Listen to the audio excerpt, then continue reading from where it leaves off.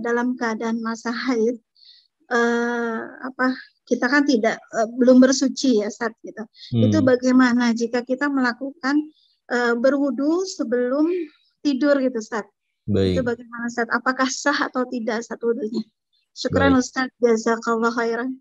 Baik, Allah yazikil khair. Yang pertama, mohon izin kami mendoakan untuk ibu dan keluarga dan kita semua mudah-mudahan dapat pancarannya, senantiasa dilindungi oleh Allah Subhanahu wa taala dan dicintai oleh Allah Subhanahu wa taala. Dan di antara tanda cinta Allah kepada hamba itu adalah bagi hamba yang membiasakan diri bertobat dan menjaga wudunya.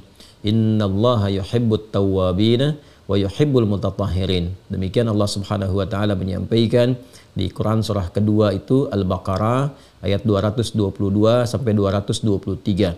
Di situ terkait juga dengan haid juga, wa yas'alunaka 'anil mahid qul huwa adzan fa'tazilun nisaa fil mahid. Nanti keterkaitannya dengan ujungnya terkait dengan tobat dan wudu. Baik, wudu ini seperti disampaikan fungsinya membersihkan hadas kecil yang pertama. Dengan yang kedua adalah menjaga nilai-nilai kebaikan sebagai pancaran kemuliaan dari Allah Subhanahu wa taala. Dua hal ini. Jadi yang pertama menjaga membersihkan dari hadas kecil, hadas yang ringan seperti yang saya terangkan kemarin. Yang kedua adalah menjaga nilai-nilai kemuliaan yang diberikan oleh Allah Subhanahu wa taala.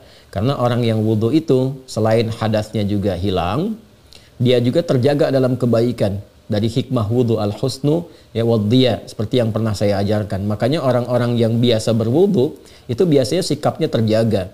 Ya, dia nggak mau berperilaku yang buruk, kan? Dia nggak mau berkata yang tidak baik, memandang kepada yang tidak elok. Kemudian ketika batal wudu lagi, kan?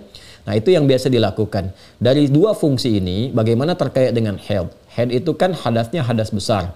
Yang gugur hadasnya itu dengan menggunakan perangkatnya mandi besar. Al-ghuslu itu sama dengan nifas bagi perempuan. Nah, dengan haid itu tidak bisa menghilangkan hadasnya bila kita hanya sekedar berwudu. Ya, jadi kalau wudu orang haid itu hadasnya tetap ada hadas, tetap haid, tidak bisa menghilangkan haidnya.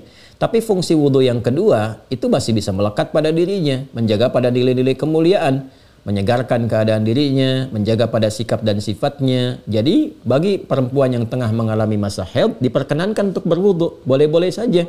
Silahkan, bahkan dianjurkan. Silahkan berwudu. Untuk apa? Untuk menghadirkan fungsi yang kedua, bukan untuk menghilangkan hadas haidnya.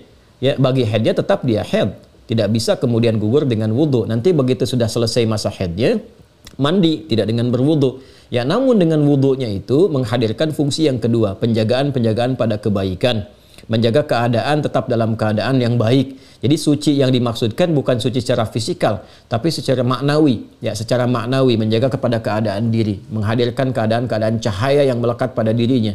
Itu yang menyempurnakan ghurral muhajjalin, ghurrahnya disempurnakan, cahaya-cahaya kemuliaannya. Jadi secara singkat, sangat diperkenankan bagi perempuan yang haid tetap menjaga wudunya, bukan untuk menghilangkan hadas haidnya, tapi untuk menjaga nilai-nilai maknawi pada yang keduanya, yaitu al-husnu wadhiya, menjaga pancaran-pancaran kebaikan yang dijanjikan lewat wudu itu, yaitu ciri hamba yang dicintai oleh Allah. Masya Allah, ya, Anda menghadirkan pertanyaan bagi perempuan haid masih ingin berwudu, karena ada juga orang-orang yang suci yang bahkan tidak terfikir untuk menjaga wudunya. Mudah-mudahan itu tanda kebaikan untuk perempuan-perempuan muslimah-muslimah dan dijaga oleh Allah Subhanahu wa taala.